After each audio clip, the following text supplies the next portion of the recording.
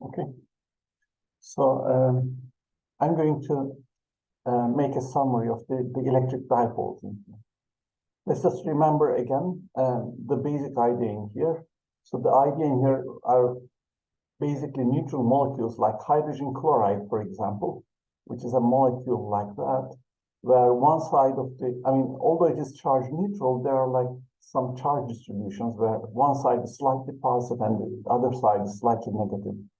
So what we are saying is that, although this is charge neutral, this molecule actually interacts with the electric field, external electric field or external charges and things like that.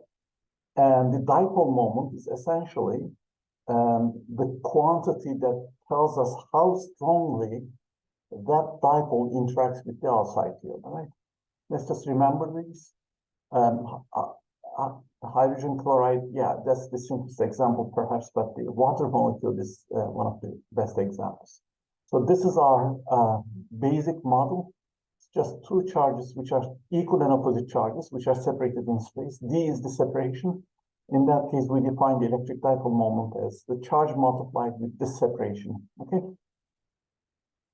This is the physicist convention. The separation basically starts from the negative charge and ends up at the positive charge. So that's how we define it, right? That's just keep this in mind.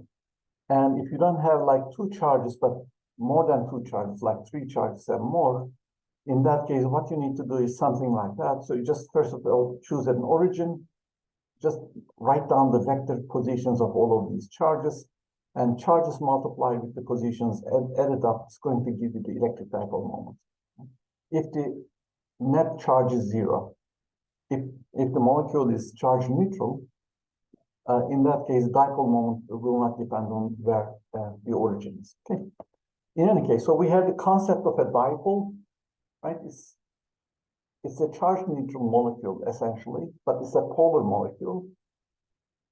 A concept of electric dipole, and we quantify this dipole with a quantity, and this is a vector quantity.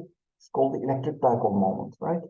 So please just note the distinction between like what's a dipole, it's a physical thing, and what's a dipole moment. Dipole moment is a mathematical thing, right? It's just a vector quantity. Okay, so in any case, then we say that the dipoles interact with the electric field, right? Just like the charges interact with the electric field. We also do the same thing for the dipoles as well, which means two things. An interaction of two entities means that these two entities actually change some aspect of some feature, some property of the other one, right? So the interaction between two particles is essentially a force applied on them, right? So, for example, the interaction of a dipole with an electric field has these two aspects. So dipole actually produces an electric field. I actually said that it modifies the electric field. So if there's already some electric field, it modifies it. So it adds its own contribution to the electric field, right? So in any case, electric field lines would actually look something like that, electric field produced by a dipole. I'm going to say something about this. I'm going to solve a couple of problems. The other aspect is that the electric field this time modifies the dipole, how it actually applies a force and a torque on it, right? So that's basically these two aspects of the interaction. So I'm going to first start with this aspect, right? How a given dipole produces an electric field. And then I'm going to discuss this, how an external electric field applies a force on a dipole, right? So electric field produced by a dipole can actually be drawn like that. So these are what we call as electric field lines, right?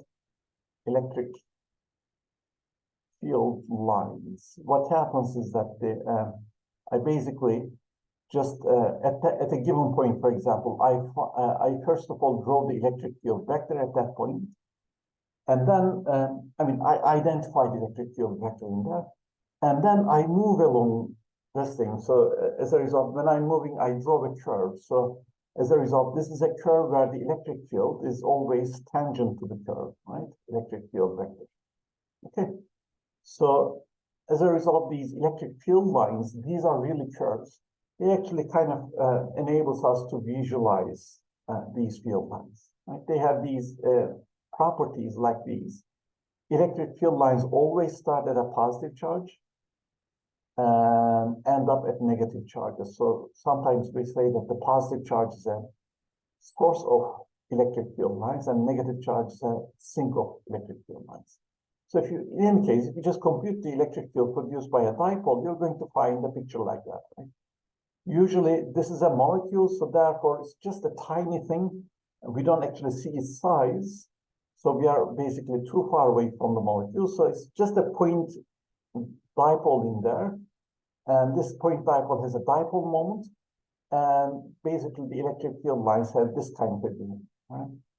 So the field lines start from the place where this electric dipole vector is pointing at, and then end up at the other end. So as a result, there are like two poles in here, two poles. That's the reason for the name, right? The electric field basically appears in one pole and then disappears in the other pole. So naturally, it basically looks like that. And I don't know, I mean, by just using a few as a guideline, you can draw all the other lines. Okay. So in any case, in here, I'm just going to find electric field at a point somewhere in here. So that's a very nice point where we can compute electric field. And at a point somewhere in here, in which case electric field is opposite. Okay. So these are two special points actually. So for all the other points, the electric field actually makes some certain angle with the dipole moment. And these problems are a little bit more complicated. I'm just going to solve these two, right? And then I'm just going to solve them quickly, okay? So the first problem is this. We have a dipole in here. Let me draw it in here, right? So let's just show it like that. So that's a point dipole with a dipole moment like that. What I do is like I extend this, I think about this line that passes from the dipole but along the direction of the vector. So I just take a point in here at a distance r from the dipole, and we would like to find the electric field at that point, right? That's the question actually, okay? In any case, but I would like to pose this question like that, right? I'm just going to exaggerate this, and I'm going to consider the dipole as like 2 point charges separated in space. R is the distance of my point from the midpoint of these two dipoles. And d over 2 is therefore the distance of these two charges from the midpoint. Okay. So let me undo all of these. But yeah, I'm going to use this picture, but keep in mind that at the end, I need to assume that this d is very small, right? Because I'm assuming that it's like a molecule and its size is actually unimportant, right? So at some point, I'm going to make this implication. So meaning mathematicians usually take it to understand that, well, they actually take it like this. So they actually take the limit where d goes to 0. For us, it's basically ignore d. Right? Mathematicians take a limit, we just ignore it, right? Just keep this in mind. Okay. So the idea in here is this, in this problem, for example, the positive charges, the charge in here at that point produce an electric field like that. So I'm going to call this as E plus. The negative charge produces an electric field like that, E minus. They are opposite in direction because the positive and negative charges produce electric fields in opposite directions. What else? The electric field produced by the positive charge is slightly bigger than the negative charge because the positive charge is closer, right? So as a result, if you just vector sum these two, I'm going to write this thing down like that, so as a vector equation. So the total electric field is the vector sum of these two. They are equal and opposite. Well, they are almost equal and opposite, so therefore their sum is going to be a very small electric field, and that's the one that you would like to compute. Okay. So I'm going to do the calculation like that. So let's say that this is the y-axis, right? So I'm going to do this component-wise. So the y component of the electric field is equal to the y component of the positive electric electric field produced by the positive charge, and that's the field produced by the negative charge, right? So this is a negative number, component is negative, that's a positive number, just keep this in mind. So therefore, this is 1 over 4 pi epsilon 0, Q divided by R minus D over 2 squared. All right, I'm adding this to with the component of this one, which is negative minus 1 over 4 pi epsilon 0 Q divided by R plus D over 2 squared. Okay, so they are almost the same, but because of this difference of these two factors in the denominators, there's just a small difference. So therefore, I can write this thing down as 1 over 4 pi epsilon 0 Q, and then R plus D over 2 squared minus R minus D over 2 squared divided by, I'm doing this part quickly, all right? Squared. The numerator is,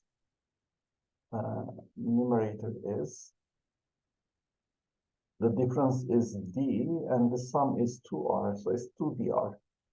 Okay, so therefore, this expression is equal to Q over 4 pi epsilon 0, and then we have 2D times R divided by R squared minus D squared over 4 squared.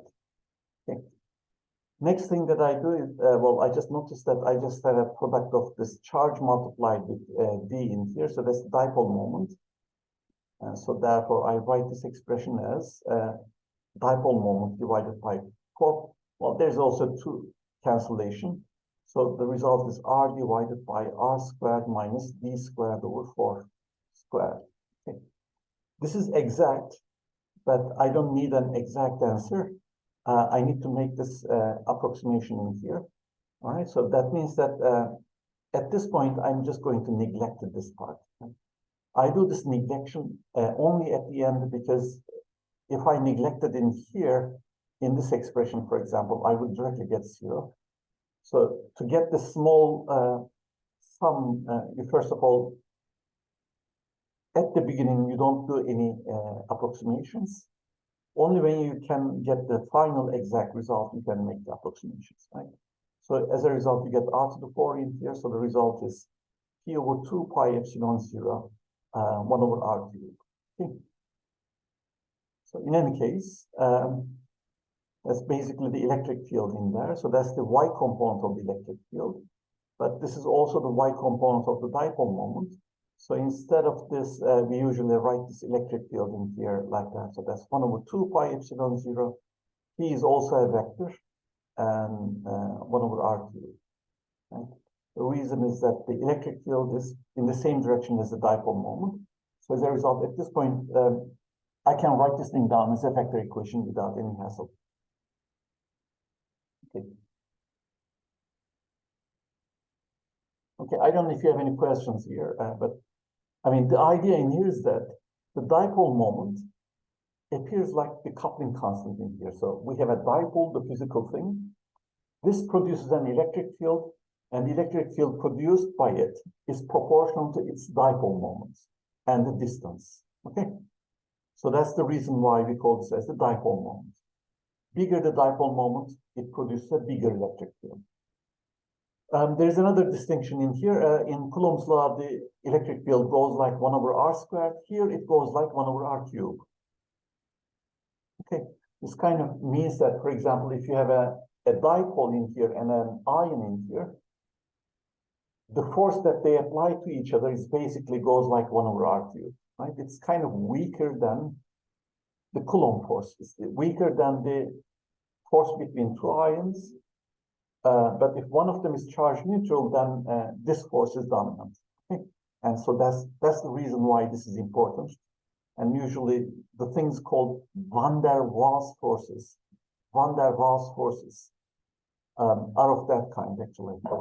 These are essentially between dipoles and ions, and dipoles and things like that. Okay. So next problem is this. So the problem in here is like that. So we have a dipole. I'm going to draw it like that. So we have a dipole in here where the dipole moment is upward again. But this time we have a point somewhere in here where that distance is r, and I would like to find the electric field in here. Okay. To solve that problem, I'm going to model the dipole in the same way. So like two charges, minus q and plus q charges, separated by a distance d, and r is the distance of my point from the midpoint, right? Let me undo this, because I'm going to solve this problem in here. I think I'm going to do it like this. Sorry about that. Just bear with me. I need to draw a line from here to here, and a line from here to here, and perhaps extend this line. All right. So what I'm going to say is that this positive charge is going to produce an electric field along this direction. All right. I'm just going to exaggerate this a little bit, right? And this negative charge is going to produce an electric field along this direction. Okay. Let me go back. All right. So that's the electric field produced by the positive charge. That's the electric field produced by the negative charge. Okay. So this time the electric fields are equal in magnitude. All right. I'm just going to write quickly in here. E plus, let me write it down like that. All right. E minus have the magnitude of 1/4 pi epsilon 0. Q divided by distances r squared plus d squared over 4. Distance squared, sorry. Okay, they have the same magnitude, but they are almost in opposite direction, but I mean, they make some kind of an angle in here. So in that case, what I do is like, I just form some kind of a parallelogram in here. So let me also do it again like that. So there's some kind of a parallelogram in here. So this line is parallel to that line. Yeah, whatever. I mean, you know the drill in here.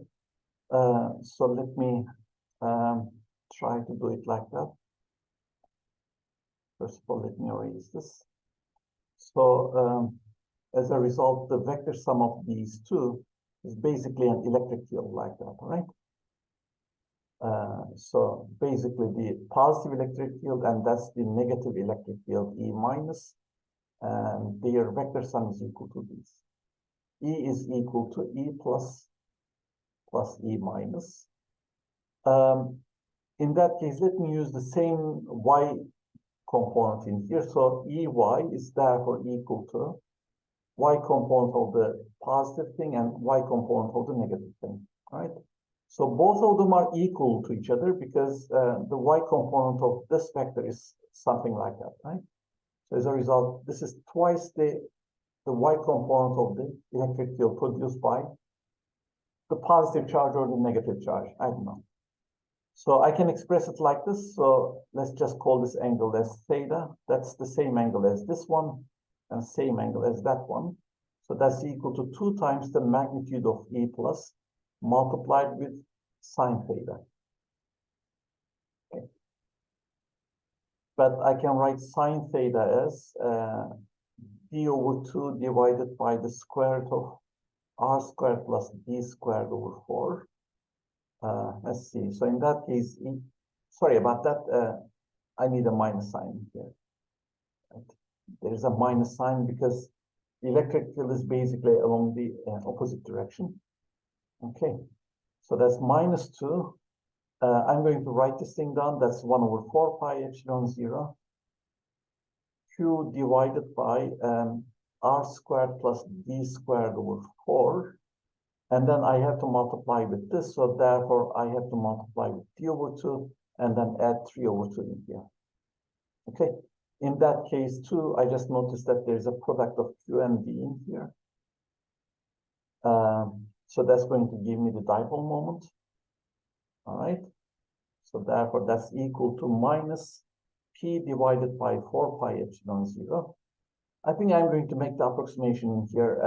So that factor is going to give me 1/r cubed. Okay. So in that case, therefore, I say that the electric field is equal to minus 1/2 pi epsilon 0. The dipole moment divided by r cubed. So in that case too, the electric field goes like 1 over r cubed. Okay, so that's a common behavior, but the direction and magnitude is different. All right, just keep this in mind. If you have any questions,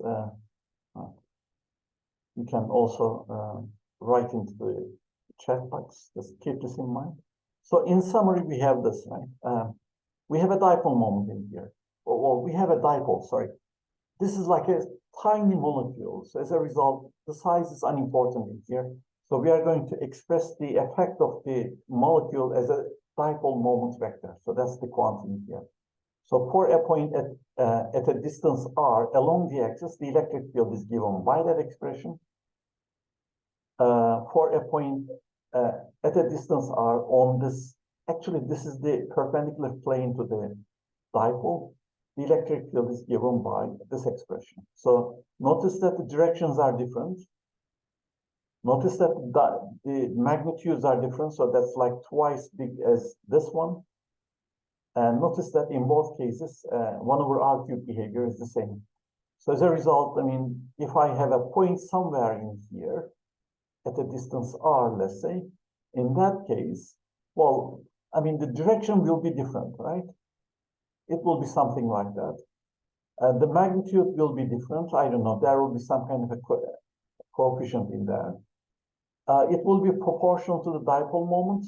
So let's just write the magnitude in here, and it will be inversely proportional to the cube of the distance to the point. Right? These are the things that you need to know. Since the direction of the electric field depends on the point in question, this is more complicated than the Coulomb's law. So as a result, we don't actually teach you how to find this. But I don't know. I mean, in graduate school, for example, you're going to see how to compute these kind of expressions, actually. So it's not that complicated.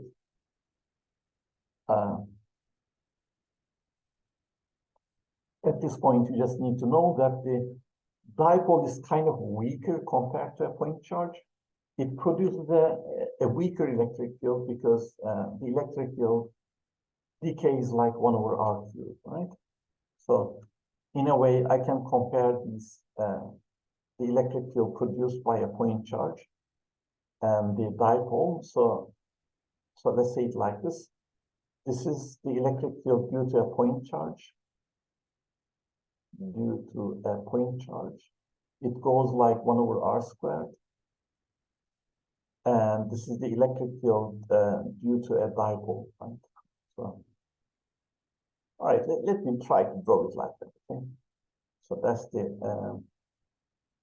that's proportional to 1 over r cubed, so that's due to a dipole. So if your molecule has both a net charge and a dipole moment, like a water ion, for example, it has both a charge and a dipole. In that case, at large distances from the molecule, the electric field due to the Coulomb's law is more dominant. So as a result, you can forget about the dipoles in here, okay? But if the molecule is neutral, in that case, you don't have this electric field. And so as a result, the electric field due to the dipole is the one that is present. And so as a result, this is what you have actually. Okay. So because of that, for example, the two water molecules which are far away from each other, they interact because of the interaction between the dipoles, right? Okay, so that's basically the part that we deal with, where we just explain how an electric dipole produces an electric field. Now we are going to see the opposite one. So how an external electric field affects a dipole. I have pins in here, actually, I didn't use them. All right, so that's the next thing. So the idea in here is this. So there are some external charges in here. I don't know. So that might be, for example, a capacitor, for example, and there are some negative charges in here. So these external charges produce this electric field. So we just call this as an external electric field, right? When I say external, just keep this in mind, right? So it's something other than the dipole. So that dipole also produces an electric field, but this E in here has nothing to do with it, right? So it's an external electric field. In any case, so if I place a dipole inside in here, inside that electric field, so the question is, what's the net force on it? What's the net force on the dipole, and what's the net torque, right? So I think I'm going to erase these pictures, so I would like to explain it like that. So I'm assuming in here that the electric field is uniform, meaning that it has the same magnitude and same direction everywhere. So in that case, I'm going to use a yellow color for, red color for that. In that case, we know that this positive charge is going to feel experience a force applied on it. So I'm going to call this as F plus. That's equal to charge multiplied with the electric field. Okay, so that point particle in here is going to experience this force. The negative point particle also experiences a similar force. So in that case, the force applied by that negative particle is equal to the charge of that particle, which is minus Q, multiplied with the electric field. Okay, so these forces are essentially equal and opposite. So therefore, the net force applied on these charges, right? I mean, the net force on the molecule is going to be the sum of these two forces. But since one force is the negative of the other one, the net force is equal to 0. Okay, so that's one of the first questions in here. I mean, if the molecule is charge neutral, if it has a dipole moment only, in that case, the net force on it is 0 in a uniform electric field. The condition that the electric field is uniform is important in here because in a non-uniform electric field, these two vectors are going to be slightly different, and so therefore there will be a slightly non-zero force applied on the dipole. Okay, if the electric field is non-uniform, the force is not 0. If it is uniform, then the force is 0. So if E is uniform, just keep this in mind, because sometimes I ask this question, like true-false questions and things like that. Okay, so the next thing is, well, there is no net force, but there's a torque in here. So if that's a molecule, I mean, these forces will actually rotate the molecule in some certain direction. So I'm going to quickly compute this. So if you remember the net torque, all right, I'm just going to do it like that. So let's say this is the position of the negative charge. So I have some origin in here. And so that's the position of the positive charge, right? Let's just remember that the separation between charges is the difference between these two vectors, right? In any case, we have a negative charge in here and a positive charge in here. And the forces on them are like these, F plus, this is F minus, right? Okay, so the torques are basically, or the net torque is equal to the position of the negative charge, positive charge, let's say, let's start with the positive charge, cross with the force applied on the positive charge. And then the position of the negative charge cross with the force applied on the negative charge. If you remember the torque expression, it is given by that, basically. So let's just write down the whole expression in here. So for the positive charge, we have Q times the electric field in here. For negative charge, it is minus Q times the electric field. So we have Rn cross E. But you can see that there's some kind of a nice cancellation in here. I can basically express this side as the relative position of the positive charge relative to the negative charge, cross with the electric field. Okay. But that thing is basically the right, that's basically the separation. And so therefore we have like Q times the separation cross with the electric field. And that's basically the dipole moment. So here, again, the separation is not important. The charges are not important. So only the dipole moment entering the expression. Okay.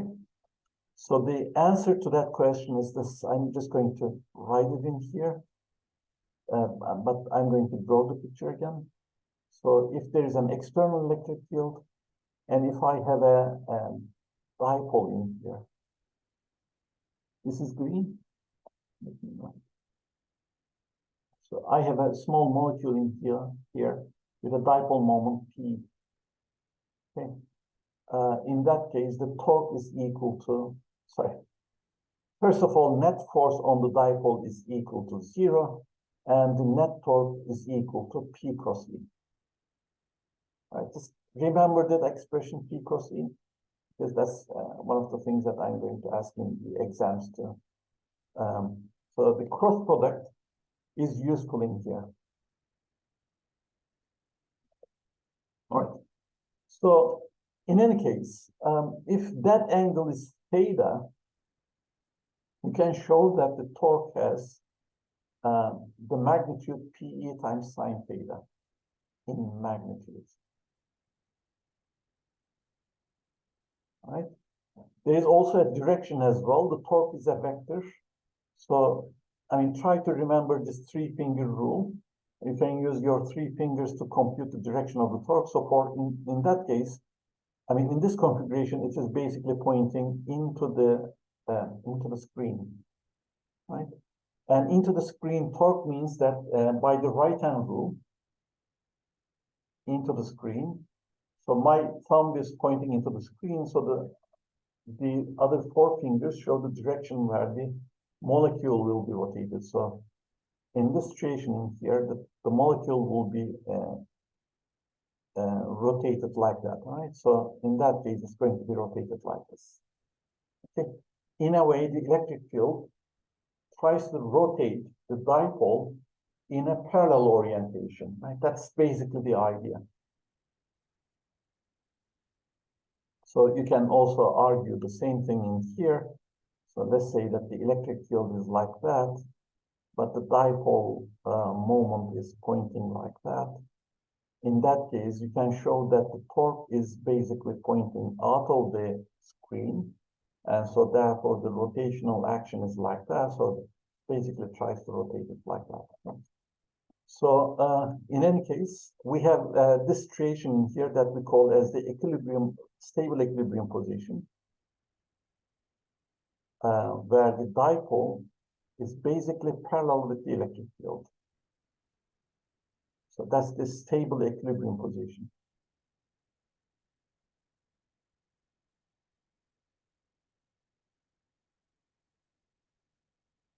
And then we have an unstable equilibrium position, orientation actually. There is no force on the dipole, it's just a rotation. So if the dipole moment is exactly antiparallel, so that's an equilibrium too, because the torque is equal to 0, but this is unstable.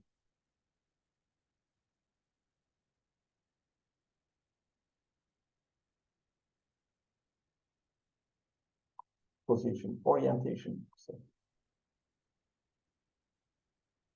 that's also orientation. Okay, what does that mean?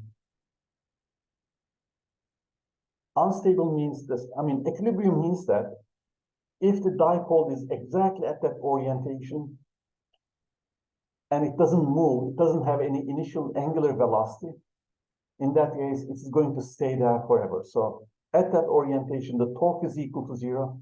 If the initial angular velocity is also 0, in that case, angular acceleration would also be 0. So it's going to stay there forever in principle. But in reality, there's always a very small amount of angular velocity or very small, I don't know, change from this ideal orientation. So in that case, there's going to be a very small torque in here. So if that's the case, that torque is basically a torque that actually removes this orientation, right? Basically rotates the molecule away from this equilibrium orientation. So that's what unstable means, right?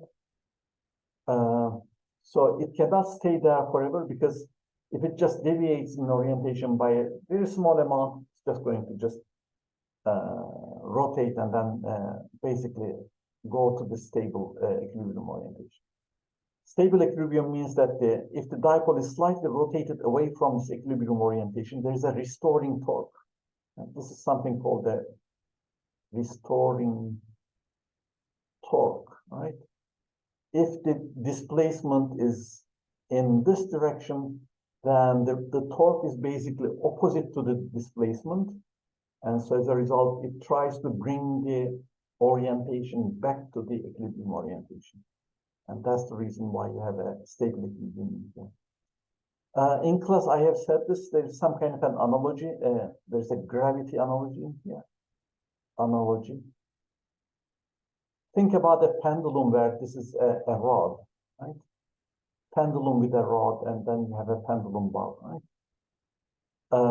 So in that case, for example, the gravity plays the role of the external electric field. So it's the field produced by the Earth, for example. And that distance, let's say that displacement, sorry, let me do it like that, right? So that distance plays the role of the separation or the dipole moment. Okay. So in that case, we know that, I mean, if the pendulum is along in this way, right, where the separation is along this direction, is parallel to the gravity. So this is basically the stable equilibrium configuration, stable equilibrium orientation, right? So if you place the pendulum in that orientation, it's going to stay there forever. And even if there's a small deviation, it's just going to do some small oscillations, and that's it, right? There's a restoring torque in here too. But if the pendulum is upright, exactly upright, for example, in that case, the dipole moment is opposite to the field, right? So that's an unstable equilibrium. Equilibrium.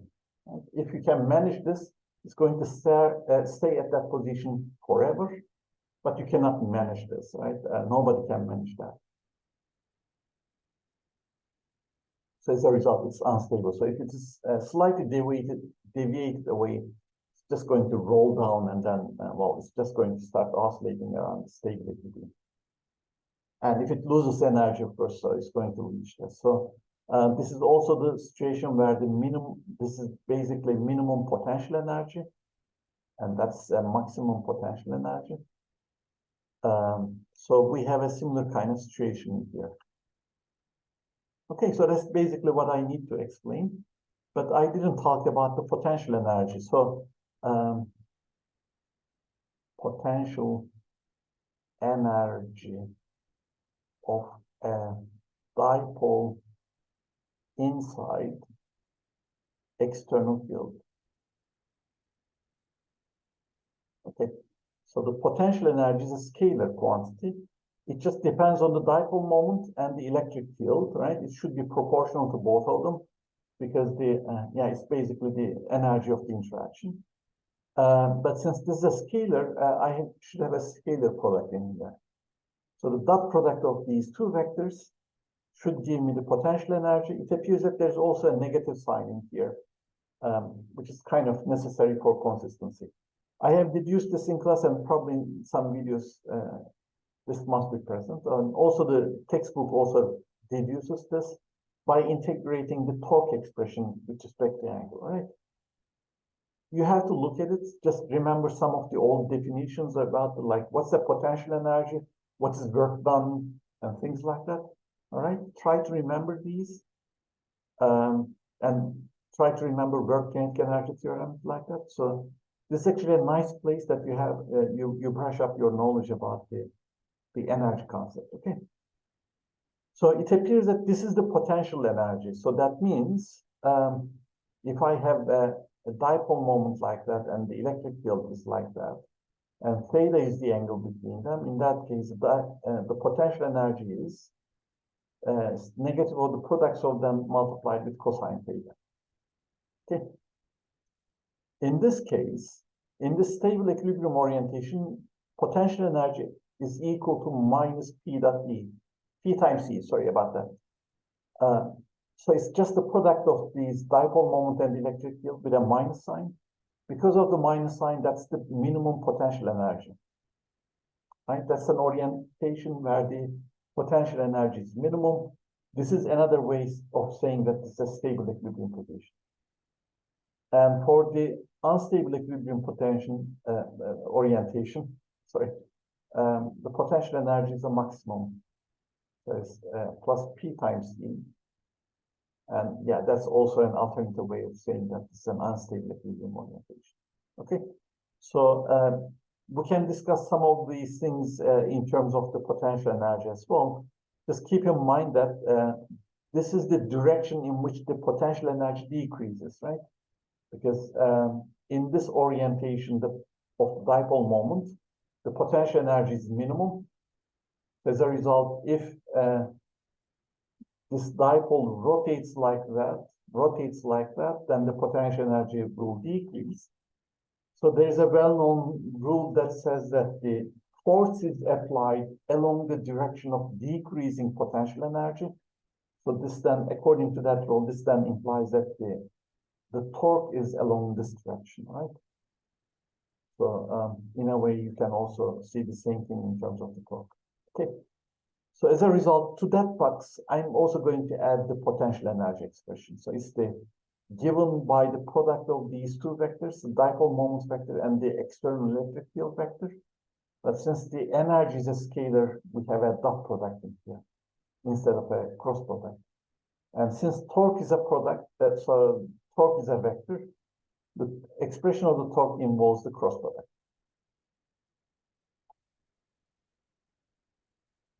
Okay, so that's basically what I'm going to say for dipoles. As I said, I mean, for macroscopic systems, perhaps the dipoles are not that important, but in the exams, perhaps I can give some numerical values for macroscopic objects.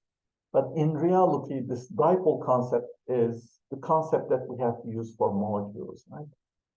Because the force between two molecules is not just the force between ions only. There are various kinds of forces, like the force applied by a covalent bond and things like that.